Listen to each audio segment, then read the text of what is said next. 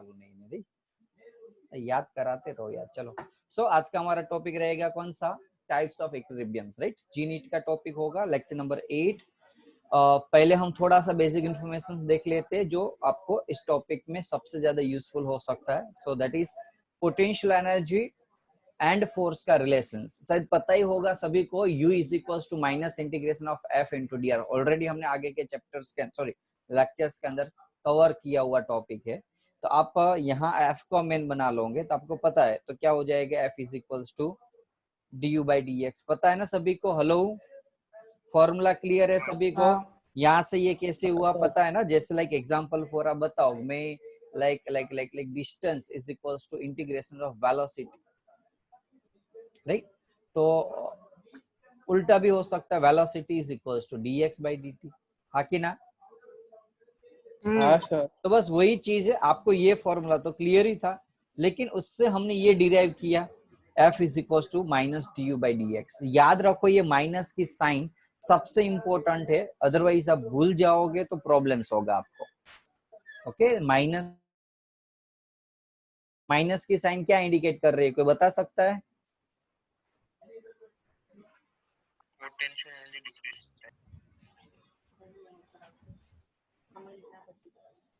क्या आवाज नहीं आई? नेगेटिव છે अपोजिट डायरेक्शन। ऑपोजिट डायरेक्शन, लेकिन फिर भी अब थोड़ा सा रिकॉलिंग करो, याद हो तो।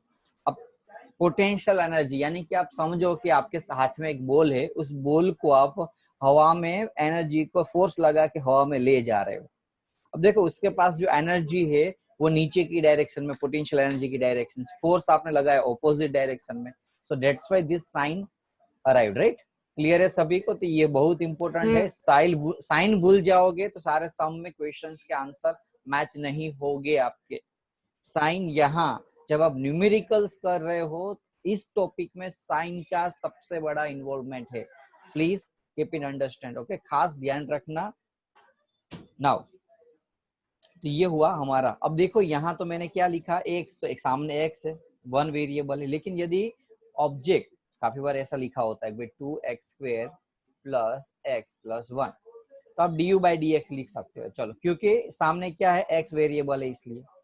लेकिन समझ लो यहाँ क्वेश्चंस में ऐसा होता तो 2y², तो क्या करते, आपको याद है ना क्या करते थे हम? fx और fy अलग अलग लगाते थे, हाँ कि ना? हाँ।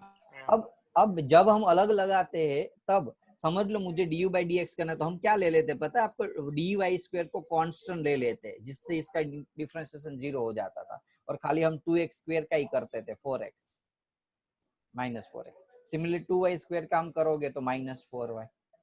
जब हम y का डिफरेंशिएशन यानी कि एनर्जी का y के रिस्पेक्टिवली डिफरेंशिएशन करते थे, तब हम x को कांस्टेंट बना लेते थे, तो x का नहीं करते, खाली y का ही करते।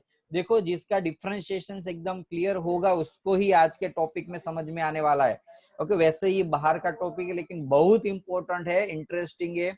जनरली मैंने देखा हुआ है, क्योंकि मैं जनरली अपडेट रहता हूँ अलग अलग बड़े बड़े इंस्टीट्यूट के मटेरियल्स के साथ, अलग अलग ये जैसे अनअकैडमी है, बायजूस है, ऐसे काफी सारे ऐसे नीट और JEE के जो प्लेटफॉर्म है, उन लोगों को कंटिन्यूस क्या होता है, अपडेशन करना होता है सिलेबस में। टेक्स्ट बुक ये एक ऐसी चीज है जिसमें अपडेशन नहीं रहता, लेकिन जो टॉपिक एक बार पूछ ले ना जी की नीट की एग्जाम में, तो वो लोग क्या कर लेते, उसका टॉपिक बना लेते। तो वन टाइप ऑफ भी एक ऐसा ही टॉपिक है जो पहले नहीं आते थे टॉपिक एग्जाम में, लेकिन रिसेंटली 2 साल से ये टॉपिक में बहुत इंक्रीमेंट हुआ, यानी कि बहुत बार हमने देखा हुआ है। सो दैट्स व्हाई मैंने आपका जी नीट्स के अलावा एक बोर्ड के लेक्चर्स के अंदर ये टॉपिक को इंक्लूड किया हो। तो प्लीज डोंट आप उसको अंडर एस्टिमेट मत करना, इस टॉपिक को इन्वॉल्व होके, बायोलॉजी वाले खास। ओके, देखो जब हम कोई वेरिएबल, हम एक से ज्यादा होते, 2 या 2 से ज्यादा वेरिएबल्स होते, तो हम डेल, यहाँ डेल का यूज करते, डी नहीं यूज करते, ध्यान रखो। यहाँ भले मैंने लिखा आपको डी, लेकिन एक्चुअली लिखना क्या होता है, ऐसे डेल डेल, इसको हम डेल बोलते हैं। डेल कब यूज करते हैं, जब हम पार्शियल डिफरेंशिएशन करते हैं। पार्शियल क्या पता चल रहा है ना, एक्स को अलग करते, वाई को अलग करते, जेड को अलग करते। इस टाइप के डिफरेंशिएशन जिसको हम पार्शियल डिफरेंशिएशन बोलते हैं, मैथ्स के अंदर बहुत डिटेल्स में आपको आता होगा, मुझे पता है, आप शायद मेरे से भी अच्छे से जानते भी होंगे, लेकिन जो बायो वाले स्टूडेंट है उसको खास मैं बता देता हूँ कि उसको हम बोलेंगे पार्शियल डिफरेंशिएशन। ओके, तो पार्शियल डिफरेंशिएशन में हम डेल का यूज करेंगे। ऐसा डी यूज करो तो मार्क्स नहीं कटेंगे आपके, लेकिन जस्ट काइंड ऑफ इंफॉर्मेशन के लिए मैं आपको बता देता हूँ। ओके, चलो ये क्लियर हुआ। फोर्स का formula minus D U by D X, यदि एक्स हो तो, और वाई हो तो D U by D Y. Okay, आप डी डी याद रखो तो चलेगा, ऐसे डेल बेल की जरूरत नहीं है, लेकिन यदि याद हो तो अच्छा होगा आपको। तो चलो देखते हैं आपका यदि क्लियर है तो इस सम को देख लेते हैं हम। आपको यू दिया हुआ और फोर्स फाइंड करना चाहो तो यदि आपको आता है तो आप कर सकते हो खुद। फॉर्मूला है F is equal to D U by D X, X का फाइंड करना हो तो, और y का फाइंड करना हो तो minus D U by D Y. चाहो तो आप अलग अलग ना करो और एक साथ भी कर सकते हो। Okay, depends on you. ये सॉल्यूशन है, ये एक नंबर का न्यूमेरिकल्स है। बताओ चलो, एक्स स्क्वायर, एक्स के कंपेयर में एक्स स्क्वायर का डिफरेंशिएशन क्या होगा बच्चों? 2x minus 2x. Minus 2x आवता है। एक्स स्क्वायर का 2x आएगा, लेकिन आगे माइनस है इसलिए माइनस 2x। सिमिलरली यहाँ क्या आएगा? वाई स्क्वायर का 2y Minus 2y. लेकिन -2y। आगे माइनस है तो माइनस 2y। तो टोटल फोर्स कितना मिला बच्चों आपको? माइनस 2x आई कैप माइनस 2y जे कैप। लेकिन यह तो आपको फोर्स मिला, मुझे यहाँ मैग्नीट्यूड फाइंड करना हो तो चाहो तो ऐसे कर सकते हो ना, -2 का होल स्क्वायर प्लस माइनस। यदि नहीं समझ में आ रहा है आपको तो जाके वेक्टर्स डिफरेंशियल इंटीग्रेशन की वीडियो देखो। पर 2 का स्क्वायर 4 प्लस 4 8, तो 8 यानी कि 2√2। बोलो क्लियर? इजी है। हाँ सर। तो ये इसका सॉल्यूशन क्या हुआ बेटा? x ની વેલ્યુ ક્યાં આપેલી છે? समझ में તો नहीं તમે आया। રૂટમાં x ની વેલ્યુ નથી આપેલી તો તમે રૂટમાં x પણ લેવું પડે ને, એમ કહું છું। ખબર ના પડી શું કહેશો તું મને? સર એમ તમે નહીં, x minus 2x i cap લખ્યું હોય x તમે અંડર વેરિયેબલ રૂટ છે માં એમ કહું છું। હા હા, x એટલે x પણ आई कैप x અને y ને હા, x i cap તો ડાયરેક્શન મળે, x તો x સાથે એટલે x પણ લેવો પડે ને, એમ કહું છું। -2x² તો -2x નો હોલ સ્ક્વેર એવું કહું છું, -2x નો હોલ સ્ક્વેર। કેમ કે x ને આપણે વેલ્યુ ક્યાં મેગ્નીટ્યુડ ખબર? માં સર મેગ્નીટ્યુડ ની અંદર x અને y। એક મિનિટ શું બોલે? મને ખરેખર કઈ આઈડિયા નહીં આવતો શું કહે છે તું। સર આ તમે મેગ્નીટ્યુડ ફાઇન્ડ કર્યું અંડર રૂટ માં સ્ક્વેર અરે હા એમાં હા ઈ હા, કહે અરે છે કે હા હા અંડર હા રૂટ હા હા હા હા, અરે હા યાર, અરે હું યાર ક્યારનો આમાં મત છું, મેં તો આ શું કહે છે। ओके, यहाँ 2x लेना पड़ेगा। ओके, सॉरी -2x का होल स्क्वायर प्लस -2y का होल स्क्वायर। ओके, तो आंसर क्या आएगा? 4x² plus 4y²। 4 कॉमन यानी कि 2 अंडर रूट में x² प्लस y²। मैं यार यहाँ कुछ ढूंढ रहा था, क्या बोल रहा है पता ही नहीं चला, लेकिन ऐसे तो बोल से लास्ट वाले टॉपिक में। चलो क्लियर सभी को?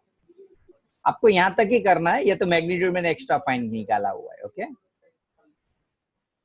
हेलो, कोई डाउट है किसी को? ये सम में इसका सॉल्यूशन भी यहाँ मैंने दिया हुआ है। ओके, चलो एक और क्वेश्चन कर लेते हैं, ऐसा ही है, सब सेम क्वेश्चन है। चलो, एफ फाइंड करना है। एफ का फॉर्मूला क्या होगा बच्चों? माइनस, अब मैं उसको डायरेक्टली कर देता हूँ, D U by D X I cap plus D U by D Y J cap. चलो बताओ, -7x का डिफरेंशिएशन -7 होगा खाली, हाँ कि ना? प्लस 24 का डिफरेंशिएशन 24y का, सॉरी नॉट 24, तो खाली 24 होगा। 24 तो ये एफ मिल गया आपको। अब मुझे यहाँ मैग्नीट्यूड फाइंड करना है, तो मैग्नीट्यूड फाइंड करना, तो इसको यहाँ ऐसा लिख लेता हूँ। पहले एक काम करो, पहले ये माइनस को अंदर डाल देता हूँ मैं। तो F is equals to 7 I cap minus 24 J cap. चलो, और एफ का मैग्नीट्यूड 7 का स्क्वायर 24 का स्क्वायर 7, 24 और 25 पेयर है ना, याद है ना सभी को? ऐसे याद रखना। सीबीएसई वाले खास ध्यान रखो, ऐसे छोटे छोटे मैथ्स के formula, tables, square, square root, cube root, ऐसे बेसिक इन्फॉर्मेशन भी एटलीस्ट पता होगा तो आपका 10 से 15 मिनट एक्स्ट्रा बच जाएगा मैथ्स और फिजिक्स के अंदर। ओके चलो, हाँ सर। एफ की वैल्यू 25 न्यूटन मिल गई आपको। मुझे क्या फाइंड करना, ध्यान दो, क्वेश्चन समझो। वैसे मैंने पहले तो डायरेक्टली एफ निकाल दिया, यू दिया था इसलिए। Potential energy of the particles of the mass 5 kilogram. Mass कितना दिया हुआ है बच्चों? 5।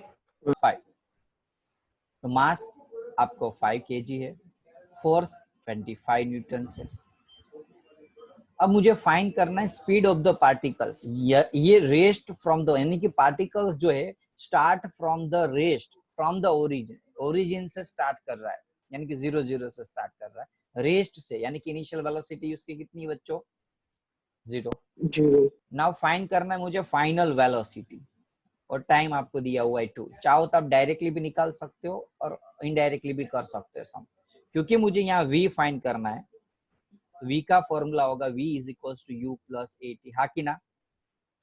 मेरे पास a नहीं, मेरे पास a नहीं है, लेकिन मास और फोर्स दिया हुआ है, तो एक्सेलरेशन मिल जाएगा force upon m। 5 metre second inverse 2। Initial velocity 0 हो जाएगी, 5 time 2, final velocity 10 metre second inverse.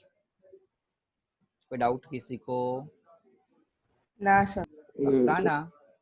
Okay तो ऐसे सम जनरली पूछते हैं। आप क्या कंफ्यूज होते हैं सर, एनर्जी दी है, आप आपके माइंड में क्या घूमता है पता है? ये फोर्स वाला फॉर्मूला नहीं घूमेगा आपके माइंड में, वो mgh वाला फॉर्मूला घूमेगा। जब एनर्जी देंगे ना तो एटलीस्ट सम प्रैक्टिस की होती है तो तुरंत माइंड में रिकॉलिंग कर लेते हैं कि भाई ये आ गया। और चीज ध्यान रखो, कितना कर रहे हो ना वो इम्पोर्टेंट नहीं है। काफी बार क्या होता है, जी नीट की क्रैक के लिए, बोर्ड की एग्जाम के लिए भी मैंने देखे 3-3 साल से प्रैक्टिस कर, लेकिन फिर भी रिजल्ट नहीं बनता, और एक रैंकर आता है 1 साल में सब कुछ बना देता है।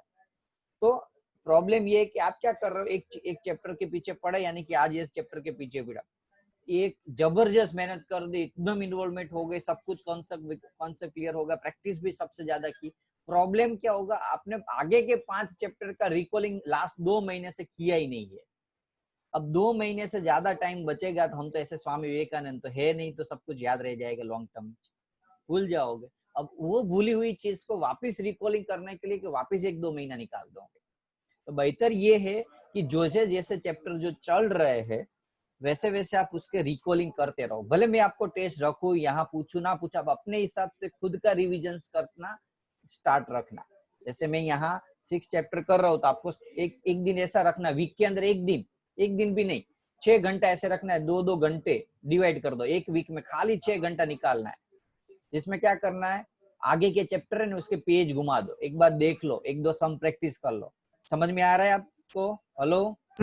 हाँ ये बहुत फायदा होगा आपको, गारंटेड फायदा होगा। मैंने पर्सनली रिजल्ट लाने में मुझे सबसे ज्यादा कोई हेल्पफुल रही हो तो ये ओके। मैं रिकॉलिंग करने के लिए इतना डेडिकेटेड था, at least current situation, current chapter को भी शायद 1-2 लेक्चर्स को भी मुझे मिस करना पड़े, यानी कि मिस नहीं, टॉपिक को लर्न करने में टाइम ना मिले और रिकॉलिंग करने में प्रायोरिटी देता था। ओके तो आप भी ऐसा ही खुद करना।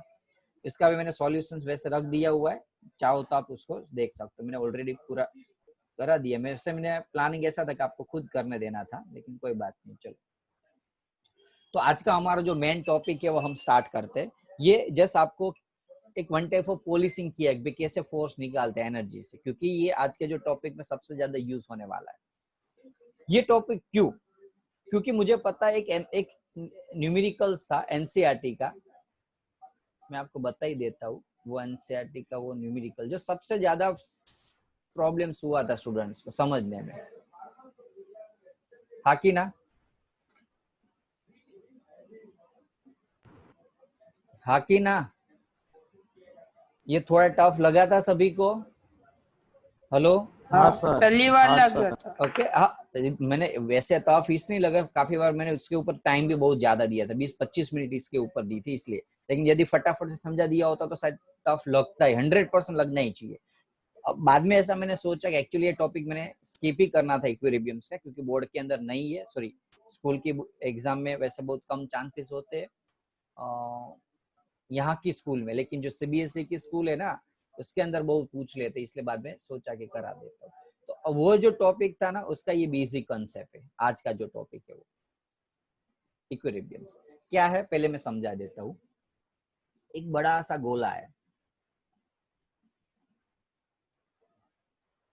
उस गोले में ऑब्जेक्ट यहाँ पड़ा हुआ है। इक्विलिब्रियम यानी कि क्या, आपको बता सकता है?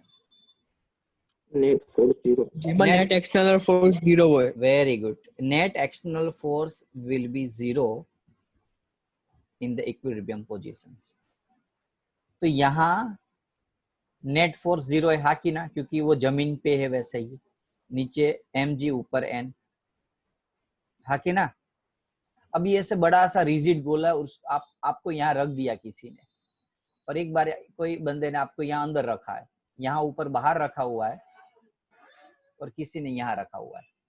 दोनों चीज में आप इक्विलिब्रियम पोजीशन पे ही हो, क्योंकि यहाँ भी जमीन से आपका नॉर्मल रिएक्टिव फोर्स लग रहा है, सामने नीचे mg लग रहा है। सिमिलरली यहाँ भी ये जो गोला है उसके हिसाब से ऊपर नॉर्मल रिएक्टिव फोर्स लग रहा है और नीचे mg लग रहा है, हाँ कि ना।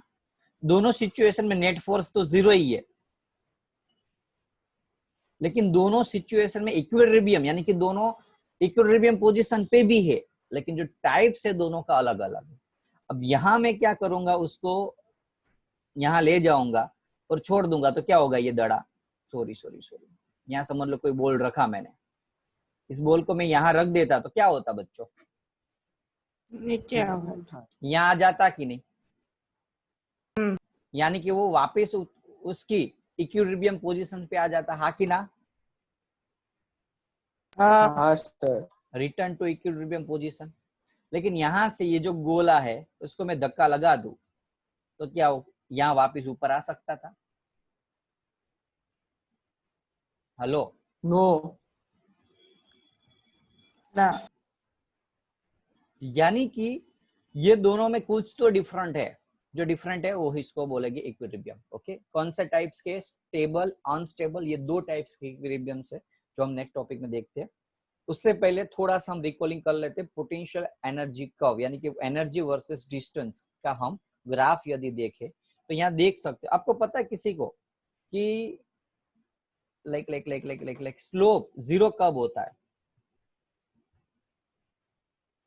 सर જ્યારે एंगल जीरो હશે, यानी कि ये समझ लो मैं ऐसा लिखूं, पैरेलल હશે, हाँ यदि पैरेलल है, थीटा जीरो है, एक्स एक्सिस से ये ऑब्जेक्ट पैरेलल है तो स्लोप जीरो होता है, हाँ कि ना। वो तो क्लियर ही है, सभी को पता ही है। હા sir. F is equal to D U by D X. अब चलो मैं आप इसमें बता देता हूँ, F is equal to D U by D X होता है कि नहीं। याद करो सिचुएशन एक्स वर्सेस टी का ग्राफ, इसमें स्लोप हाँ, क्या सर। दिखाता था आपको? स्लोप यानी कि X upon T, delta X upon D, यानी कि क्या होता था, वेलोसिटी होती थी। हाँ एक्स वर्सेस टी के ग्राफ में एक्स बाई टी यानी कि इसका और इसका रेशियो आपको वेलोसिटी देता था। तो सिमिलरली यहाँ D U by D x, D you upon D x यानी कि फोर्स होता है, तो D U by D x को भी हम स्लोप नहीं बोल सकते? बोल सकते हैं कि नहीं। तो स्लोप यानी कि force D U by D x यानी कि यू वर्सेस एक्स के ग्राफ के अंदर यदि मैं स्लोप फाइन निकाल लू, नेगेटिव स्लोप, लेकिन स्लोप यदि मैं फाइन निकाल लू तो मुझे फोर्स मिल सकता है ग्राफ से। बोलो हाँ कि ना। हाँ तो आप ये जो ग्राफ दिया हुआ है इसमें कोई बता सकता है कौन सी कंडीशन में स्लोप जीरो है? Sir B. बी सी અને डी, અને D. B C C and D, અને डी, दोनों बी सी और डी हर एक जगह पे स्लोप जीरो है। बी सी एंड डी, इसका मीनिंग इसके ऊपर फोर्स नेट जीरो है। Yes sir. सही है कि नहीं?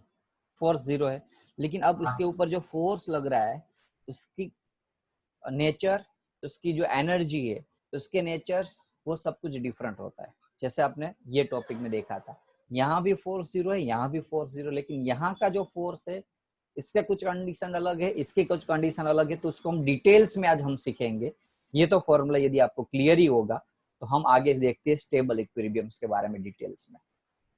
तो जब अब ऑब्जेक्ट को ऐसे रखो और उसको आगे पीछे मूव करो, ऊपर नीचे मूव करो, तो वापिस वो स्टेबल कंडीशन में यदि आ जाता है तो उसको हम स्टेबल इक्विलिब्रियम बोलते हैं। यानी कि वो वापिस वो इक्विलिब्रियम से, नॉट स्टेबल बट वापिस वो इक्विलिब्रियम पोजीशंस पे आ जाता है, उसकी इनिशियल पोजीशंस पे आ जाता है, तो उसको हम बोलेंगे स्टेबल इक्विलिब्रियम्स। हाँ कि ना? हाँ स्टेबल इक्विलिब्रियम में डाउट किसी को? आपको कहीं भी ऊपर नीचे ले जाए, आप वापस वहां का वहां आ जाओगे। लाइक स्प्रिंग के एग्जांपल देखो, स्प्रिंग को खींचो, छोड़ दो, वापस उसकी इक्विलिब्रियम पोजीशन पे आ जाएगा। तो ऐसे टाइप के इक्विलिब्रियम्स को हम बोलेंगे स्टेबल इक्विलिब्रियम। बाद में डिटेल में ये सब कुछ समझाता हूँ आपको क्या है मिनिमम मैक्सिमम, पहले कॉन्सेप्ट समझ लो। अनस्टेबल यानी कि ऑब्जेक्ट को यहाँ रखा हुआ है, यदि उसको हम डिस्प्लेस करें स्लाइटली फ्रॉम द पोजीशन, यहाँ से उसके ऊपर जो फोर्स लगा है और उसकी वजह से वो जो डिस्प्लेस होने के बाद वो वापस उसकी इक्विलिब्रियम पोजीशन पे नहीं आ सकता, यानी कि फर्दर अवे दूर चला जाता है, तो उसको हम अनस्टेबल इक्विलिब्रियम्स बोलते हैं। कौन सा इक्विलिब्रियम बोलते हैं बच्चों? Unstable, further away from the equilibrium. So यहाँ क्या है स्टेबल्स के अंदर? Back to the initial positions. बोलो कोई डाउट है स्टेबल एंड अनस्टेबल में? कॉन्सेप्ट समझ में आ गया? बाद में मैं आपको मैथमेटिकली उसको सॉल्व करता हूँ। काफी सारे इक्विलिब्रियम वैसे भी होते हैं, ओके, कि जैसे वो आपको उसके ऊपर फोर्स लगा दो ना तो वो हिलेगी, लेकिन रहेगे तो इक्विलिब्रियम ही। देख लो, इसके ऊपर मैंने फोर्स लगा हुआ, यहाँ आया, फिर भी वो इक्विलिब्रियम पोजीशन पे ही है ना। यहाँ क्या था, इसके ऊपर मैंने फोर्स लगाया तो इक्विलिब्रियम पोजीशन से चला गया, दूर हो गया। यहाँ क्या था, दूर हुआ स्टेबल से, फोर्स लगाने से, इक्विलिब्रियम से दूर तो हुआ, लेकिन जैसे फोर्स छोड़ दोगे तो वापस उसकी पोजीशन पे आ जाएगा। लेकिन यहाँ क्या देखा है, तो इक्विलिब्रियम पहले भी और अभी भी। फ्लैट सरफेस पे ऑब्जेक्ट के ऊपर फोर्स लगाओगे तो ऑलरेडी वो इक्विलिब्रियम है, तो इक्विलिब्रियम ही रहेगा। तो इसको हम कौन सा बोलेंगे? Neutral equilibriums. Okay, it continuous to the equilibrium, this is called the neutral equilibriums. बोलो कोई डाउट? No sir. ओके, अब हम उसका मैथमेटिकली कैलकुलेशन देखते हैं क्या है वो सब कुछ। थोड़ा मुझे पता है मैथ्स आपको मैक्सिमम मिनिमम आ गया मैथ्स के अंदर अभी ना शायद, पता नहीं कब 12th में आता है, 11th में, नॉट 100% श्योर, लेकिन आएगा। पूरा एक चैप्टर है, पूरा का पूरा एक चैप्टर है, समझ लो। जैसे मैंने डिफरेंशिएशन इंटीग्रेशन सिखाया था ना आपको, वैसे आज मैं आपको मैक्सिमम मिनिमम सिखाता हूँ। मुझे पता है कि 10-15 मिनट के अंदर वो टॉपिक पूरा चैप्टर नहीं समझा पाऊंगा, लेकिन जस्ट फिजिक्स के लिए जितना इंपॉर्टेंट है वो समझा देता हूँ आपको। अब देखो, तीन कंडीशन में फोर्स 0 था, तीन कंडीशन में। यहाँ भी देखो फोर्स 0 हो जाता है, हाँ कि ना? यहाँ भी फोर्स 0 होता है और यहाँ भी फोर्स 0 होता है। अब एक चीज मैंने डिफरेंशिएशन वाले टॉपिक के अंदर बताई थी कि कोई भी चीज का मैक्सिमम वैल्यू फाइंड करना हो तो उसका डिफरेंशिएशन 0 कर दो, हाँ कि ना? हाँ। कोई भी चीज का मैक्सिमम वैल्यू फाइंड करना हो या मिनिमम वैल्यू फाइंड करना हो तो उसकी डिफरेंशिएशन 0 होता है। जैसे मैं एग्जांपल फॉर एक ऐसा लिखो, f of x is equals to x square plus 2x, तो मैं जो कोई ऐसा बोले कि फाइंड करो f मैक्सिमम, तो f मैक्सिमम का वैल्यू क्या होगा? df upon dx is equals to 0। जिस पॉइंट पे हो उस पॉइंट पे f की वैल्यू मैक्सिमम होती है, हाँ कि ना? वैसे ऐसा भी होता था, f मिनिमम भी होता था, तो मिनिमम में भी डिफरेंशिएशन आता था, mi0 उसमें भी 0 है। और एक आता था f कांस्टेंट हो तो भी 0 होता है। अब कब कैसे पता चलेगा कि सर मैक्सिमम है कि मिनिमम है कि कांस्टेंट है? मैंने तो बोल दिया था उस टाइम पे कि कोई भी चीज का मैक्सिमम वैल्यू फाइंड करना हो या मिनिमम वैल्यू फाइंड करना हो तो उसका डिफरेंशिएशन 0 कर दो। लेकिन उससे यदि आगे मुझे जाना है कि वैल्यू मैक्सिमम है कि मिनिमम है, वो कैसे पता चलेगा? तो वो उसका आगे के डिफरेंशिएशन से पता चलेगा। यानी कि क्या करना है आपको, समझ लो, मैंने बता दिया भाई f है, उसका मैंने डिफरेंशिएशन 0 किया, आंसर 0 आया। यदि इसका मैंने डिफरेंशिएशन 0 आ रहा है, अब वो मिनिमम है, f मिनिमम है कि मैक्सिमम है वो तो पता नहीं चला। ये तो फोन f मिनिमम है कि मैक्सिमम है वो तो पता नहीं चला। अब मैं क्या करूंगा, उसका और डिफरेंशिएशन कर दूंगा वापिस, डबल डिफरेंशिएशन। अब उससे मुझे कुछ वैल्यू मिलेगी, लाइक एग्जांपल समझ लो कि 2 मिली, यानी कि पॉजिटिव वैल्यू मिली, तो वो क्या था, मिनिमम था। यदि वो नेगेटिव वैल्यू मिली तो मैक्सिमम था। हेलो, यदि उसका डबल डिफरेंशिएशन की वैल्यू नेगेटिव में आई तो वो क्या है, एफ की वैल्यू क्या है, एफ मैक्सिमम है। और यदि एफ की वैल्यू क्या आई, पॉजिटिव में आई, ग्रेटर देन 0, तो एफ क्या है, मिनिमम। मुझे पता है आपको सर यहाँ ग्रेटर देन 0, यहाँ एफ मिनिमम कैसे ले, वो तो भाई मैथ्स का रूल से तो मैं क्या कर सकता हूँ उसमें, तो ओके, ये आपको बेसिक फंडा बता रहा हूँ। तो तीसरी चीज होगी, यदि एफ कांस्टेंट होगी तो अभी जो समझ रहे हो ना, ये फर्स्ट टॉपिक स्टेबल इक्विलिब्रियम्स में है। यानी कि जब ऑब्जेक्ट स्टेबल इक्विलिब्रियम्स होता है तब उसका फोर्स 0 होता है और उसका डबल डिफरेंशिएशन, यानी कि एनर्जी का डिफरेंशिएशन 0 होता है और उसका डबल डिफरेंशिएशन पॉजिटिव होता है। और यदि पॉजिटिव हो तो उसको हम कौन सा फोर्स, कौन सा इक्विलिब्रियम बोलेंगे? समझ में आया हाँ कि ना? हेलो, मुझे फाइंड करना है, एफ दिया हुआ है और कोई बता रहा है कि सर ये स्टेबल है कि अनस्टेबल है, कैसे पता चलेगा? तो मुझे एफ नहीं देगा, सॉरी यू देंगे, तो मैं पहले D U by D x करूंगा, वापिस D square by U D x square करूंगा और चेक करूंगा आंसर क्या आ रहा है। यदि यहाँ आंसर पॉजिटिव आ रहा है तो मैं बता दूंगा कि यू जो एनर्जी है वो क्या है, मिनिमम। अब बोलो कि सर मिनिमम कहाँ होती है? देखो यहाँ बी पॉइंट पे एनर्जी कितनी है, एनर्जी है नीचे आ रही है, यानी कि बी पॉइंट पे एनर्जी कितनी बच्चों, मिनिमम। सी पॉइंट पे एनर्जी कितनी है, मैक्सिमम। और डी पॉइंट पे देख लो कांस्टेंट जा रही है। अब इससे ग्राफ से पता चलेगा कि एनर्जी मिनिमम है, मैक्सिमम है या कांस्टेंट है। समझ में आ रहा है? यानी कि स्टेबल है, अनस्टेबल है कि न्यूट्रल है। स्टेबल होगा तो एनर्जी कितनी होगी बच्चों, मिनिमम। क्यों? देखो ये जो ऑब्जेक्ट है, अब बताओ चलो इसके पास ज्यादा एनर्जी है कि इसके पास ज्यादा एनर्जी है, कोई बता सकता है दोनों में से? अनस्टेबल। किसके ऊपर एनर्जी, किसके पास अंदर ज्यादा एनर्जी है? इसके पास। तो Unstable. समझ लो ना लोग, Unstable एनर्जी Unstable. है, एनर्जी वैसे तो है ही नहीं, ऐसा भी बता सकते हैं। इन केस थोड़ी भी एनर्जी होगी तो यहाँ होगी, बाकी यहाँ तो 0 ही होगी। हेलो, तो इसके पास एनर्जी ज्यादा है कि नहीं? हाँ इसके पास एनर्जी कितनी है?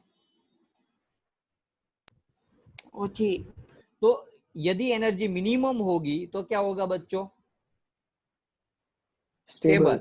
और मैक्सिमम होगी तो अनस्टेबल। अब बोलो कोई डाउट है किसी को? ना। और यदि 0 होगी,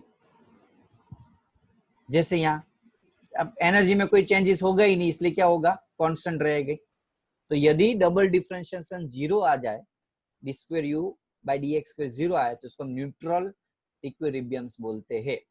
ओके, मुझे पता है अभी भी कंफ्यूजन हो रहा है, इसलिए मैं कंपेयर कर देता हूँ फिर से। Stable, unstable and neutral.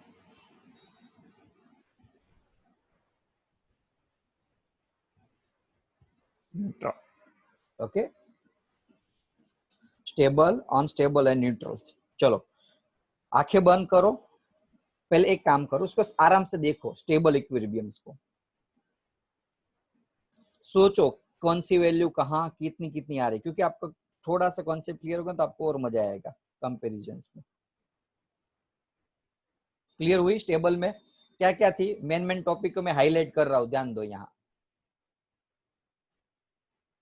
एक तो पोटेंशियल एनर्जी मिनिमम होती है किसके अंदर, स्टेबल के अंदर, उसका फोर्स 0 और डबल डिफरेंशिएशन पॉजिटिव होगा। बोलो क्लियर? इतना जो हाईलाइट किया वो इसके ऊपर ही फोकस रखो। सेकंड के अंदर मैक्सिमम होती है, डबल डिफरेंशिएशन उसका नेगेटिव, और यहाँ you maximum, unstable. Neutral, F0, ये भी 0। ओके, चलो अब हम कंपेयर करते हैं तीनों तीन का। चलो पहले तो हम ग्राफ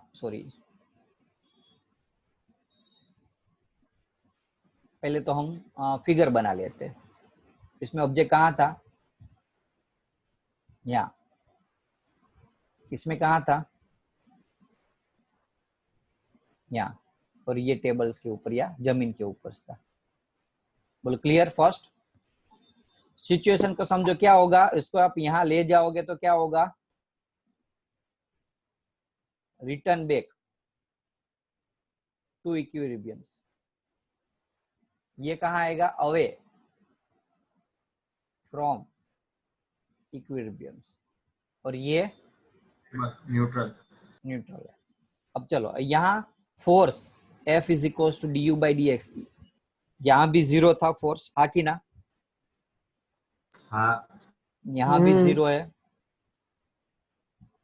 यस अर्श, क्या डाउट है बोलो?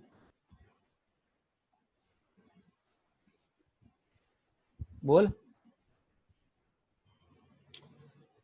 अब यहाँ du/dx तो जीरो होगा, लेकिन स्टेबल के अंदर d² u/dx² कितना होगा बच्चों? Minimum positive. और यहाँ नेगेटिव। और यहाँ जीरो। अब यहाँ एनर्जी कितनी होगी? Minimum minimum. यहाँ एनर्जी मैक्सिमम और यहाँ न्यूट्रल एनर्जी कांस्टेंट के। इसको हम बोलेंगे मिनिमा। मैथ्स की लैंग्वेज है, बायो वाले को कुछ टेंशन लेने की जरूरत नहीं है। इसको हम बोलेंगे मैक्सिमा। ये तो न्यूट्रल ही है। मिनिमम, मैक्सिमम और ये u कांस्टेंट है। बोलो कोई डाउट है इसके अंदर? कंपैरिजन क्लियर है सभी को? पक्का ना? स्टेबल अनस्टेबल ध्यान रखना, ये चीज आपको बहुत काम आने वाले न्यूमेरिकल्स के अंदर, नेक्स्ट न्यूमेरिकल्स में। चलो कॉन्सेप्ट क्लियर है ना? पक्का ना? तो न्यूमेरिकल्स देख लेते हैं, लेकिन उससे पहले काम कर दो, रिजॉइन कर लेते हैं। ओके, तो एक न्यूमेरिकल बीच में रह जाएगा अदरवाइज। चलो जल्दी सो फटाफट से रिकॉलिंग करना, बायो वाले को लेक्चर याद, इसलिए